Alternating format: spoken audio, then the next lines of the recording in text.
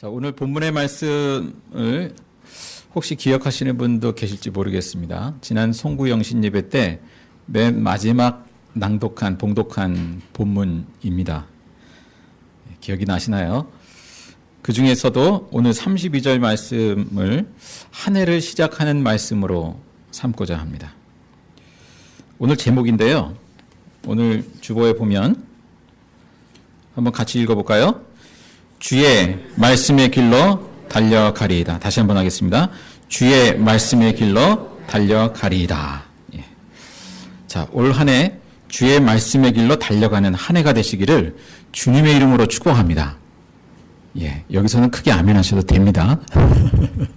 다시 한번.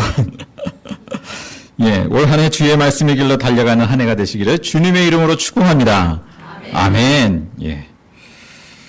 자, 오늘 시편 119편 말씀에 속해 있는데요.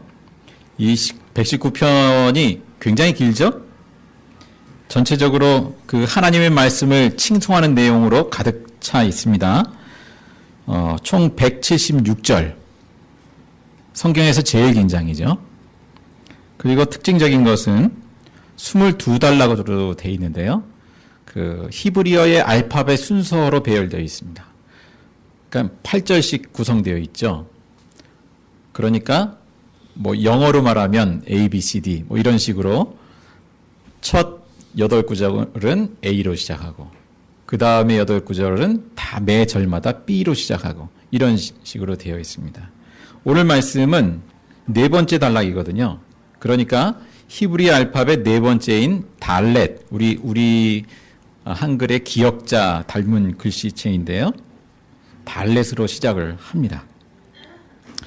자, 그리고 오늘 본문에서 자주 반복되는 단어가 있습니다. 그게 뭘까요? 한번 보시면 길이란 단어가 눈에 띕니다. 길. 26절 그 개역개정판을 가지고 계신 분은 그 번역이 조금 다를 수 있습니다. 새 번역에는 길로 되어 있고 또 어느 부분은 개역개정판에서는 행위 뭐 이런 단어로 번역이 되어 있습니다. 그래서 새 번역을 기준으로 하면 26절, 27절, 29절, 30절, 32절 길이란 단어가 나오죠. 크게 두 가지 길이 대조가 됩니다. 29절에는 그릇된 길이 있습니다. 30절에는 성실한 길이 있습니다. 다시 말하면 참된 길이죠. 자, 시편 기자는 그 다음에 이제 끝에 32절에서 이렇게 고백을 하고 있습니다. 주님께서 나에게 큰 깨달음을 주시면 내가 주님의 계명들이 인도하는 길로 달려가겠습니다. 자, 이 시편 기자의 고백을 통해서 몇 가지를 우리가 생각하고 깨닫기를 원합니다. 첫째는 하나님의 말씀을 깨닫게 하시는 분은 바로 하나님 자신이시라는 것이죠. 말씀의 주도권이 하나님께 있습니다. 그렇기 때문에 시편 기자가 기도하는 거죠. 나에게 깨닫게 해달라고. 그냥 내 머리로만 이해할 수 있다가 아니라 하나님께서 깨닫게 해주셔야 합니다. 라는 것입니다. 자, 여기서 깨닫게 해달라는 의미를 생각해 보죠. 우리가 다른 책들을 읽으면서 거기서도 깨닫는 것들이 있잖아요. 또 학생들은 공부하면서 뭐 수학 문제를 풀든지 거기서 깨닫는 것이 있죠. 그런데 그러한 것과는 차이가 있다라는 점이죠.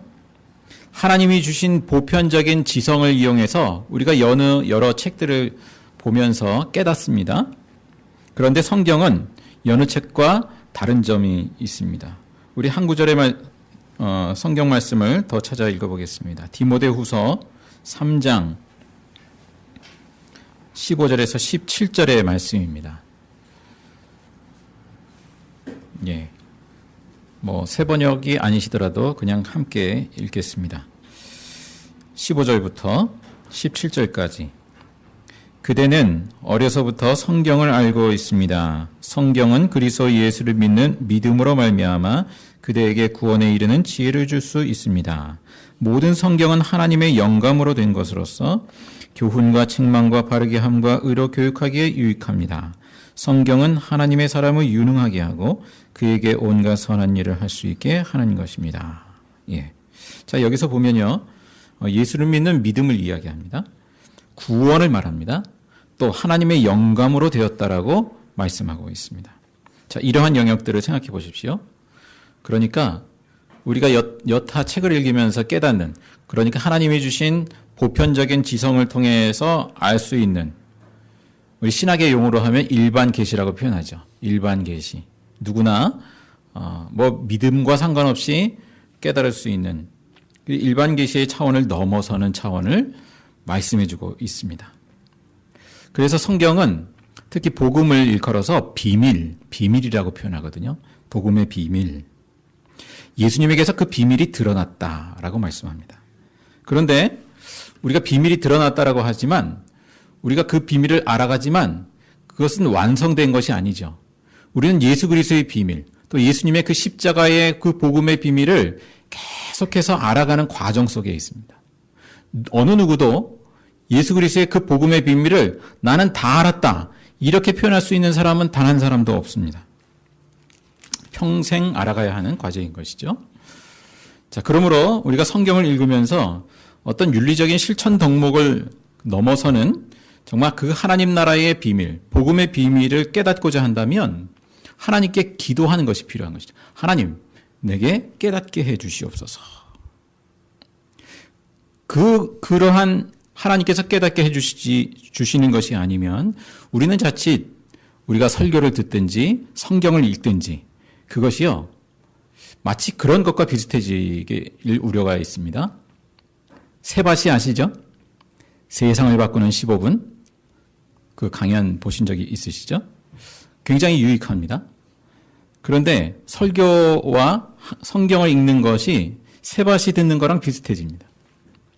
그건 윤리적으로 뭐 어떤 또 가치관에 있어서 도움을 주지만 그 복음의 비밀, 하나님께서 우리에게 깨닫게 해주지 않으면 알 수 없는 그 구원의 영역, 하나님 나라의 그 비밀을 깨닫지 못한다라는 것이죠. 그렇기 때문에 우리는 시편 기자처럼 주께서 깨달음을 주시면 내가 주님의 계명들이 인도한 길로 달려가겠다라고 고백하는 것입니다. 자, 주님의 계명들이 인도하는 길이 뭘까를 또 생각해 봅니다. 주님의 계명들이 인도하는 길로 달려가겠습니다. 물론 그것은 우리가 매일매일 성경을 묵상하면서 깨닫는 말씀을 통해서 살아가는 과정의 길이기도 하지만 그것도 중요한 부분이죠. 그러나 궁극적으로는 무엇인가요? 결국 주님의 계명들이 인도하는 길은 누구를 만나게 되나요? 누구를 향하고 있나요? 예수 그리스도시죠. 주님의 계명들이 인도하는 길로 쭉 나아가면 예수님이 궁극적으로 우리의 표대가 되신다라는 것입니다. 성경에 기록된 모든 말씀들이 가리키는 길은 바로 예수님이시다라는 것입니다. 그래서 누가복음 24장에 보면 예수님이 부활하신 다음에 이런 말씀을 하시잖아요. 제자들에게. 모세와 모든 예언자에서부터 시작해서 성경 전체에서 자기에 관한, 예수님 자신에 관하여서 써놓은 일을 그들에게 설명해 주셨다라고 기록하고 있습니다. 우리는 성경을 읽으면서 예수님을 발견합니다.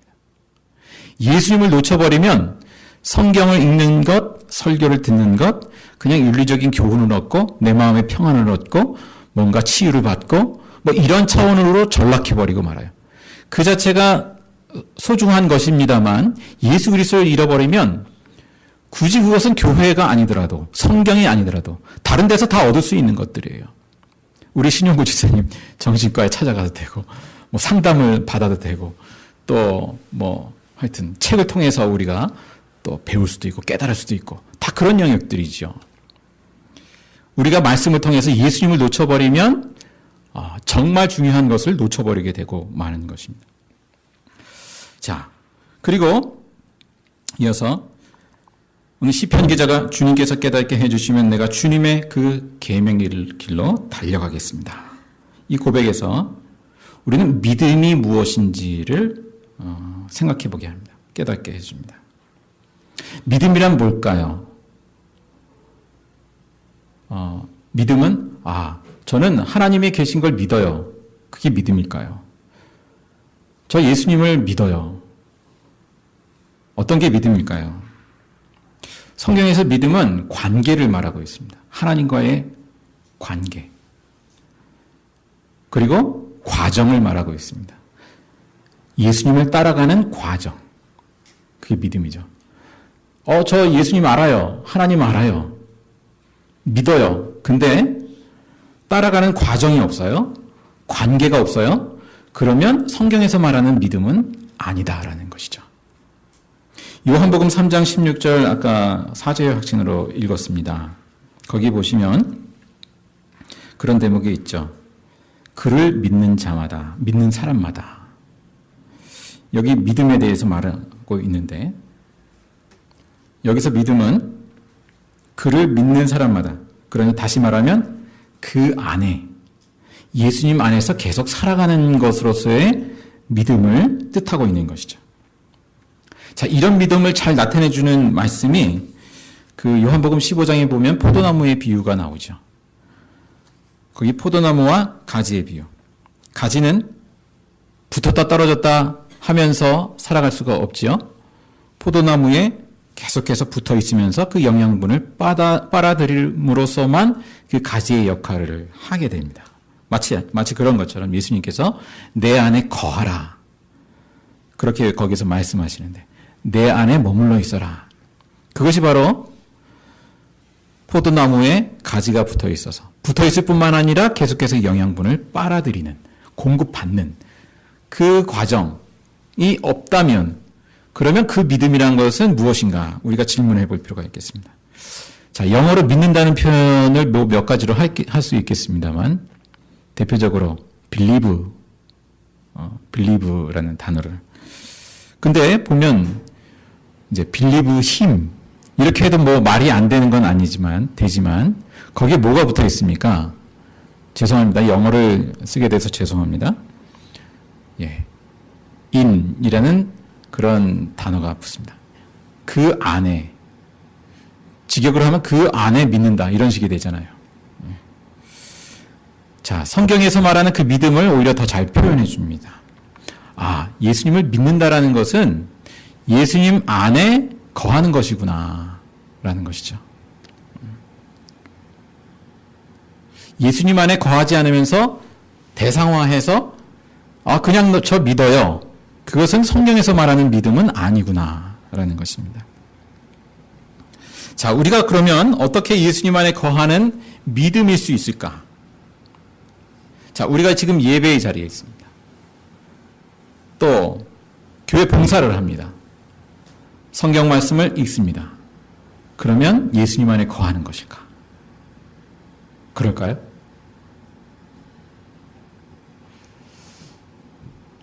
그런 걸로 따지면 목사는 늘 예수님 안에 거하는 사람이죠. 근데 꼭 그런 건 아니죠. 사실은. 바리새인과 서기관들 성경에 보면 늘 성전에서 살며 성경을 끼고 살고 합니다. 근데 그들이 예수님 안에, 하나님 안에 거한 사람들인가? 그러한 믿음의 사람인가? 근데 뚜껑을 열어보니까 그렇지 않았어요. 그러니까 우리가 스스로 착각하거나 오해하지 말아야 되겠습니다. 내가 교회 일을 열심히 하고 뭔가 또 예배 시간에 자리에 앉아 있고 또 그런저런 성경을, 심지어는 성경을 읽고 할지라도 예수님 안에 거하지 않을 수 있구나라는 거. 자, 우리는 포도나무의 비유처럼 예수님께서 주시는 그 영양분을 공급받아서 예수님이 맺으시는 그 열매를 맺어나가는 삶, 그 과정 속에서 살아가는 것, 예수님을 늘 따라가면서 예수님의 말씀을 따라서 순종하면서 살아가는 그 과정, 그게 믿음의 삶인 것이죠. 만약 그것이 아니라면 그것은 스스로를 속이는 것이 되고 맙니다. 자, 시편 119편은 그렇게 주의 말씀을 따라서 사는 사람이 복되다 이렇게 말씀하고 있습니다. 선언하고 있습니다. 한번 맨 앞으로 가보겠습니다. 1절에서 3절 119편 1절에서 3절을 보시면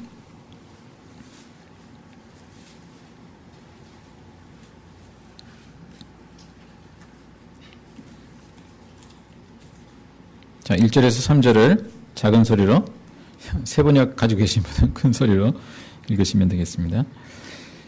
그 행실이 온전하고 주님의 법대로 사는 사람은 복이 있다. 주님의 증거를 지키며 온 마음을 기울여서 주님을 찾는 사람은 복이 있다. 진실로 이런 사람들은 불의를 행하지 않고 주님께서 가르치신 길을 따라 사는 사람이다. 예. 주님의 법대로, 주님의 말씀대로 사는 사람이 복이 있는 사람이다. 또 온 마음을 기울여서 주님을 찾는 사람이 복이 있는 사람이다. 그랬잖아요. 우리는 어떤 복을 주로 떠올리나요? 복 하면 뭔가 소유의 영역으로 그런 차원으로 우리가 생각한다면 오해하게 되죠. 물론 소유도 복의 일종이지만 여기서 말하는 복은 주님의 말씀대로 살아가는 그 자체가 정말 복이다. 주님을 찾는 그 사람은 이미 복이 있는 사람이다. 자, 우리가 주의 말씀대로 살면 사실 우리가 인간적인 이 세상적인 의미에서 그 복과는 다른 삶을 살게도 될 수 있죠. 오히려 고생할 수도 있잖아요. 예? 주님 말씀 따라서만 살려고 하면 고생할 수도 있어요. 예수님은 의를 위하여 핍박을 받는 자는 복이 있다라고 말씀합니다. 내가 의를 쫓는데 그것이 핍박으로 돌아온단 말이죠. 근데 그러한 사람이 복이 있다라고 선언하시거든요. 그러니까 우리가 참 예수님의 말씀을 따라서 살아가는 그 삶, 그 과정 자체가 복이구나. 이것을 깨닫기가 참 쉽지는 않은 것 같습니다. 자, 이 하나님의 말씀, 이 고난과 시련의 과정에서도 우리로 하여금 그 가운데서도 복을 찾게, 누리게 하는 것이 하나님의 말씀이죠. 자, 며칠 전에 그 KBS 스페셜로 교회 오빠라는 프로그램이 방영됐습니다. 혹시 보신 분이 계신가요? 저도 미처 못 봤다가 우리 오광순 이사님이 보시고는 큰 뭔가 감동과 깨달음이 있으셔서 말씀을 해주셔서 저도 뒤늦게 봤거든요. 저도 감동을 받았습니다. 한번 여러분께서도 혹시 안 보신 분은 그 유선 1,500원 내면 볼 수 있습니다. 그 내용이 뭐냐면 그 안양제일교회 이제 부부 집사였습니다. 30대에 연달아 부부가 남편은 대장암으로 또 그 다음에 얼마 있다가 아내는 혈액암으로 둘 다 4기 판정을 받습니다. 그래서 그 투병하는 과정이 소개됐는데요.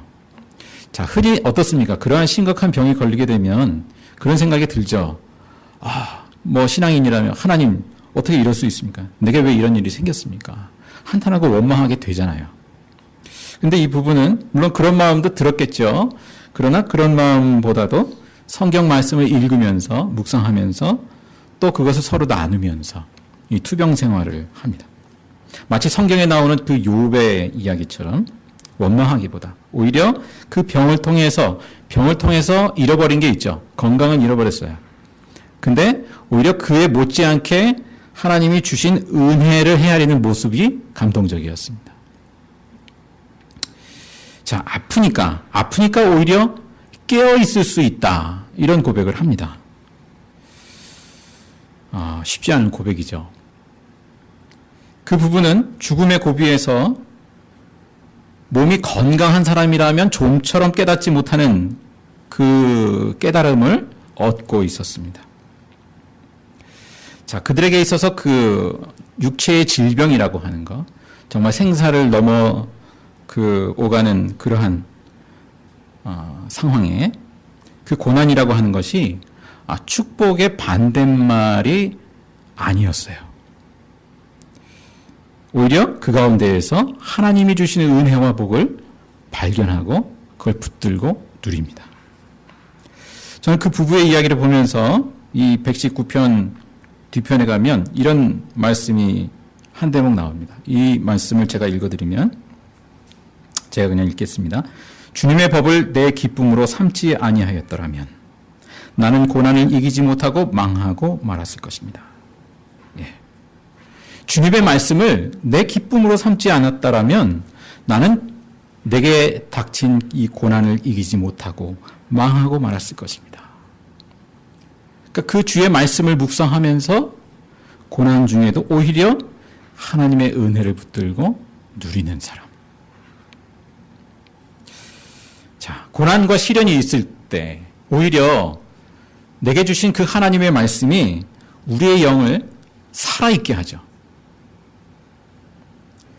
하나님의 말씀이 진짜 복이 무엇인지를 볼 수 있는 눈을 뜨게 합니다.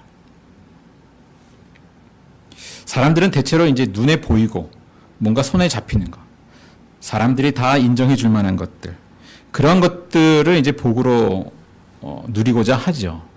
그리고 그런 것에 마음을 빼앗기고 살아갈 때도 많이 있습니다. 그런데 오늘 32절 다시 돌아오면 32절 그 말씀에는 이제 개역 개정판으로 이제 이렇게 표현되어 있는데요. 좀 더 직역을 한 것이죠. 제가 읽어드리면 주께서 내 마음을 넓히시면 그랬습니다. 내 마음을 넓히시면 내가 주의 계명들의 길로 달려가리이다.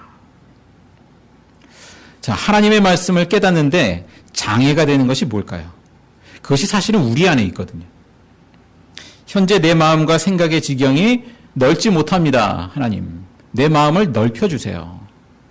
내가 넓지 못한 것은 여러 요인이 있죠. 내가 뭐 미성숙해서일 수도 있고, 혹은 우리 마음이 무언가에 붙들려 있는 것이죠. 이를테면 어떤 욕심, 욕망, 허영심, 또 미움과 경쟁심, 또 명예욕 등등 뭐 여러 가지가 있죠. 그러한 것들이 내 마음과 생각을 좁혀버린다는 것이죠. 어둡게 한다는 것이죠. 그래서 결국에는 어떻습니까? 영적인 무관심, 무감각의 그 좁아진 마음 상태로 살아가게 되더라는 것이죠. 또 요즘 신조어 중에 팝콘 브레인이라는 말이 있는데요. 들어보셨는지 모르겠습니다. 팝콘 브레인. 브레인은 뇌를 의미하죠. 팝콘 같은 뇌. 어떤 그 팝콘이 팍팍 튀듯이 어떤 자극에만 주로 이렇게 뇌가 반응한다라는 것입니다. 쉬운 예로 우리 청소년들이 게임이라든지 좀 그 자극적인, 또 유아기 때는 더 심하다고 합니다. 이 스마트폰 또 인터넷을 통해서 어떤 게임, 자극적인 것을 자꾸 이렇게 오랫동안 지속적으로 영향을 받게 되면 뇌 자체가 달라진다라는 거예요. 마치 마약 중독자의 뇌처럼 그렇게 변한다라는 것이죠.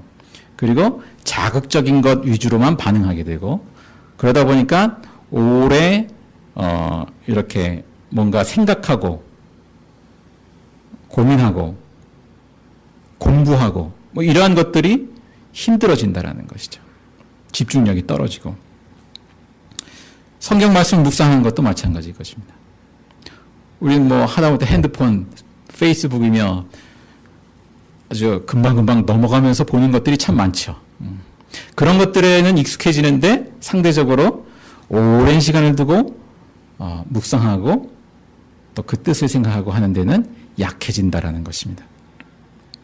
자, 뭐 여러 가지 요인이 있겠습니다만 우리가 그러한 것들 가운데에서 주님, 내 마음을 넓혀주세요. 깨닫게 해주세요. 그러면 제가 주의 그 깨닫게 하신 그 말씀을 붙들고 달려가겠습니다. 말씀이 인도하시는 길로 달려가겠습니다.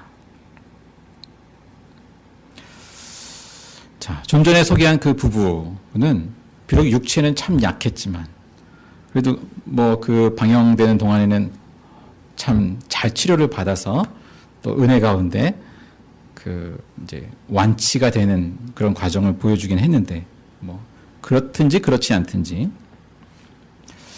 그 부부는 이 하나님의 말씀을 묵상하고 기도하면서 마음의 지경이 넓어진 거죠. 그래서 하나님의 말씀을 누구보다 잘 깨달을 수 있는 마음의 상태가 되었구나. 그렇게 느껴졌습니다. 자, 하나님께서는 이 기록된 말씀을 묵상하고 기도하는 과정을 통해 우리의 마음을 넓혀주시고 깨닫게 해주신다. 자, 500년 전 마틴 루터가 성경을 독일어로 번역했습니다. 그리고 그 인쇄술을 힘입어서 이제 그 성경책을 보급을 했죠. 일반 신도들이 성경책을 처음으로 직접 접할 수 있게 됐습니다. 그 전까지는 신부의 전유물이었습니다. 자, 우리가 이제 뭐 집집마다 성경책이 다 있는데요. 그럼에도 불구하고 우리가 성경책을 덮고 산다면 단지 귀로만 들을 뿐이라면 우리는 중세 시대로 다시 돌아가는 거예요. 그럴 필요가 굳이 없죠. 하나님께서 우리에게 주신 그 기록된 말씀을 통해서 하나님의 그 음성을 듣고자 하고 내 삶의 길을 그 말씀이 인도해 주시기를 구하고 그렇게 매일매일 살아가는 삶이 될 수 있기를 간절히 바랍니다. 자, 말씀의 사람, 그렇게 말씀을 붙드는 교회만이 세상의 소금과 빛으로 존재할 수 있다라고 믿습니다. 오늘도 하나님께서는 우리에게 말씀하시고 우리의 응답을 기다리십니다. 우리가 이렇게 응답할 수 있기를 바랍니다. 주님, 내가 주의 말씀의 길로 달려가겠습니다. 그러한 이 한 해가 될 수 있기를 주님의 이름으로 축복합니다.